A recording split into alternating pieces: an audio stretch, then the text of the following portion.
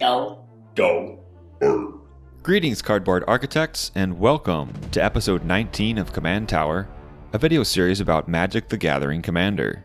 In this episode, I will wield my Atla Palani deck. Chris C. will pilot his The Locus God deck. Brendan will shuffle up Brago King Eternal. And Chris K. will bring it with Tymna and Kodama.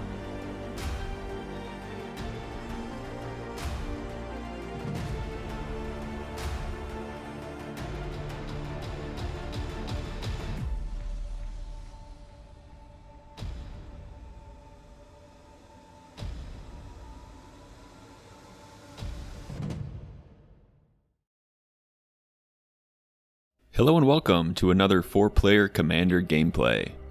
I'll start off this game with a tapped Rootbound Crag, and Chris will follow with Preordain. He will scry 2, then draw a card. Brendan will play a Plains and pass. Chris will play a Bayou and cast Vampiric Tutor. He'll search for a card and put that card on top of his library and lose 2 life. And I will cast a Lightning Greaves. Chris will follow with Swiftfoot Boots.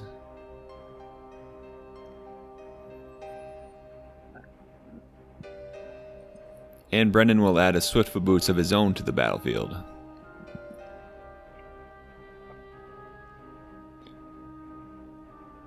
Chris K will play Mana Crypt and go fetch a Temple Garden, and then he will cast Aethersworn Canonist, followed by Elves of Deep Shadow. So Chris K is looking to play a lot of taxes on us so that it makes the game harder for us to play on our turns. And I will cast a Rhythm of the Wild. Chris C will cast Inspiring Refrain, allowing him to draw 2 cards every 3 turns. Brendan will play a Plains. And he will cast Wedding Announcement. So at the end of his turn, he'll get a counter on Wedding Announcement and get a 1/1 white soldier. Chris K will roll for Mana Crypt. And he will tap Elves of Deep Shadow and Mana Crypt to cast Diabolic Intent. He'll sacrifice the Elves of the Deep Shadow to Diabolic Intent. And he'll tap Gaia's Cradle and 2 more for a Tymna. So at this point he can start attacking and trying to spread out his attack to maximize card draw off of Tymna the Weaver. And he'll get in 1 there with the Canonist and draw a card. I'll play a Rogue's Passage and pass the turn. Chris C's Inspiring Refrain will tick down. He'll play a Steam Vents tapped and cast Thassa, God of the Sea. So at the beginning of his upkeep, he'll be able to scry 1 each turn.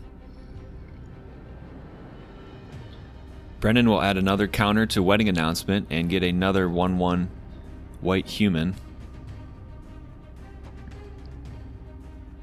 Chris will roll and win the Mana Crypt roll. And he will cast Destiny Spinner. So this could potentially be a thorn in Chris C's side. And he will send in an attack of Tymna and Canonist. And he'll lose 2 life and draw 2 cards in his second main phase. I'll cast Beast Within on Chris K's Mana Crypt. And it'll go away, and he'll get a 3/3 Beast.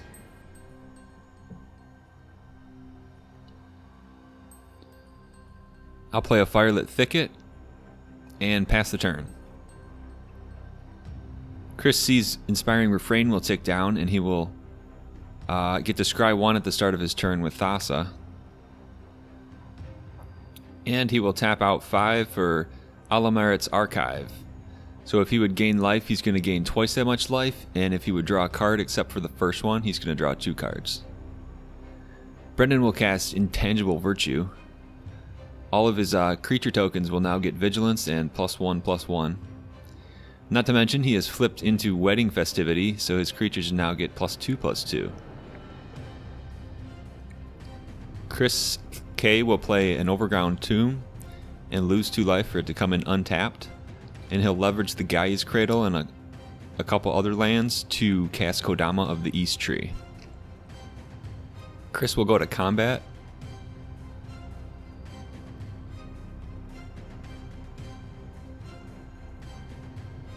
And he'll send his whole team across the board, and in his second main phase he's going to lose 3 life and draw 3 cards.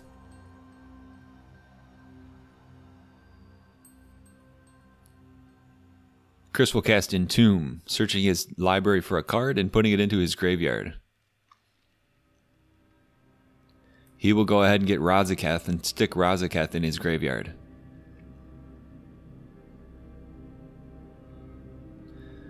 I will pay 6 to cast Atla Palani. I'll go to equip her with Lightning Greaves. And Chris will, in response, play a Swords to Plowshares, getting rid of Atla before she becomes Shroud.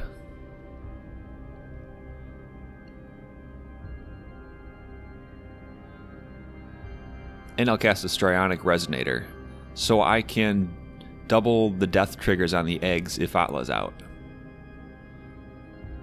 Chris will draw from his Inspiring Refrain, scry that 1 card, and play at Halimar Depths, reordering the top 3 cards of his deck.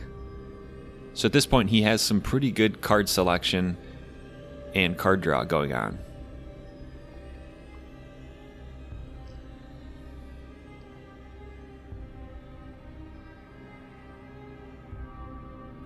Brendan will tap 3 for an Inspiring Leader. Brendan is missing blue mana, so he is unable to cast Brago, and the Inspiring Leader won't turn on until Brago gets out there. Chris will go to his turn. He'll untap, play an Exotic Orchard, and he'll go to his combat step and bring a number of creatures. Brendan will double block with 2 3/3 human tokens, and he will kill Kodama. But Chris will get some damage through.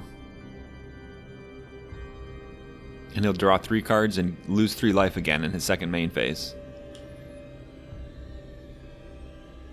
Chris will leverage Gaia's Cradle, tapping it for 4, and he'll play Jeweled Lotus.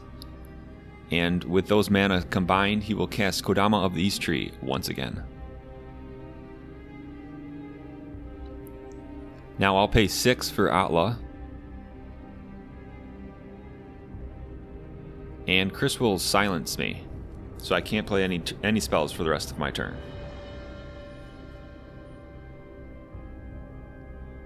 I think we may have had some confusion on how that card works, because it won't actually counter Atla. Chris C will play a Mountain and pass the turn. Brendan will equip his Swiftfoot Boots to the human and pass the turn. Brendan's mana base is extremely unfortunate. Chris will play a Flooded Strand, tap Gaia's Cradle for 5 green mana, and he'll tap several more. Says I'm gonna tap all the way out, and he's gonna try to cast Finale of Devastation. This spell will be countered by Chris C, who plays an Archmage's Charm, choosing that first mode.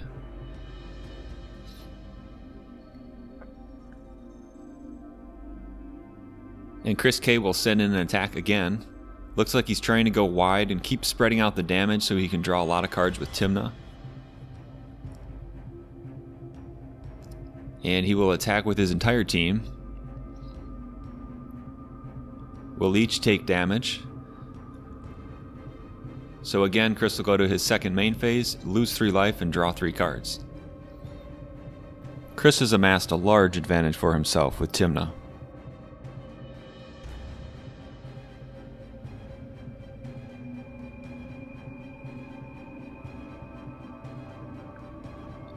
I'll tap 5 for a Mirari's Wake, so now whenever I tap a land for mana, it adds an additional mana. And my creatures get +1/+1.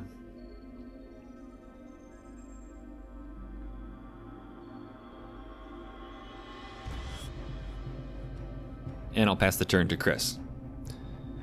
Chris C will scry 1 at the start of his turn, tick down his Inspiring Refrain, he bottoms the top card, draws a card, plays Maze of Ith, and he will cast the Locus God. So whenever he draws a card, he'll be creating a 1/1 blue and red insect creature token with flying and haste.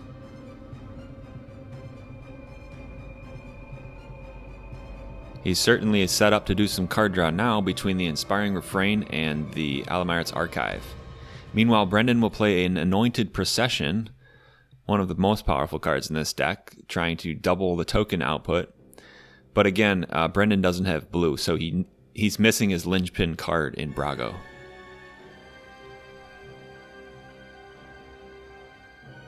Chris K will untap.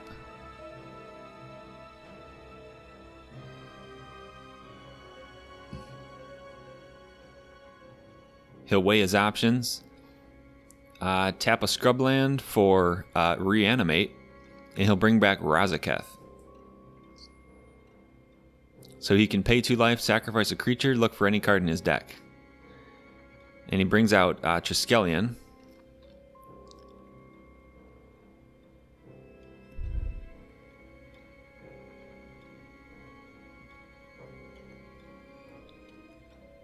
And he will sacrifice the Aethersworn Canonist to Razaketh, which is helpful because he needs to cast more than 1 spell this turn.